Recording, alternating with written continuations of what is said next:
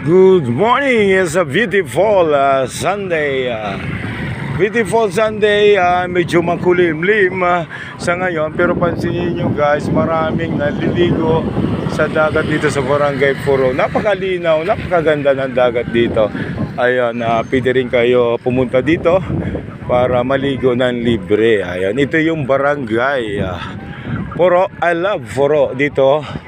Dito nga naman ito sa Mauyod.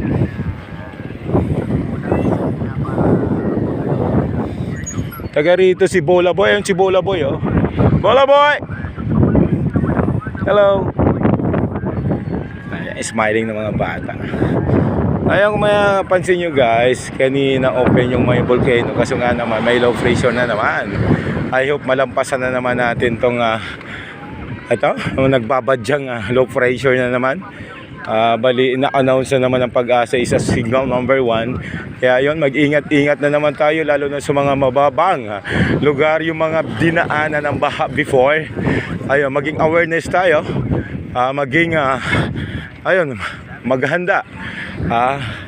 at wag masyadong magtiwala sa panahon, kasi nga naman pabago-bago ang panahon sa ngayon. Ayan. Thank you for watching pala guys, from nasa ibang bansa. And of course si Shoni Agnoti sa Saudi. Then si happy birthday pala si June Alagaban. Ayan, from Saudi din si June Alagaban. Ayan, happy birthday John, more birthday to come. Wish you all the best. Ayan, napakasarap ng morning kasi nga naman inuna ko muna yung pagsimba. Then naabutan ko yung Zumba, patapos na, pero okay lang naman kasi nga naman umabot din tayo sa sitwasyon ng Zumba. Then yung pangatlong timing naman, ito yung sa pangalan ni Police Brigadier General si RD. Good morning sa inyo, din kasama ng mga kapulisan sa pagbabiking ngayong morning. Ayun, salamat po.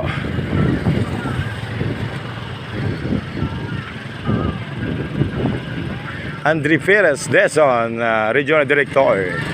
Ay, thank you so much din sa mga on-duty mga pulis dyan, sa mga followers natin. Maraming salamat sa pagtitiwala. Then, ayun, nananawagan na naman ako sa Meta, Facebook. Sana ipadala nyo na sa bank account ko, sa Veterans Bank, yung payout ko, kasi nga naman kulang-kulang na ako sa budget dito, kasi nga naman mas inuuna ko yung pagtulong kaysa sa sarili ko.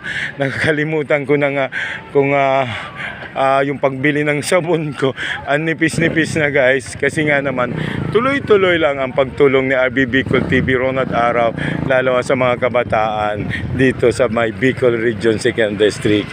And then sabi ko nga naman, pag sinerte, aakyat na ako ng 3rd District, then bababa ako ng 1st District. Ayan, gusto ko rin lumabas ng pumunta ng Maynila or Cavite para mabago naman yung content ni RB Bicol TV, kasi nga naman halos dito na lang palagi umiikot ang mundo ko sa Legazpi City. Ayun muna ang pinaka-update ko, RB Bicol TV Ronald Araw sa itong panahon na ambon, kasi nga dala ng low pressure.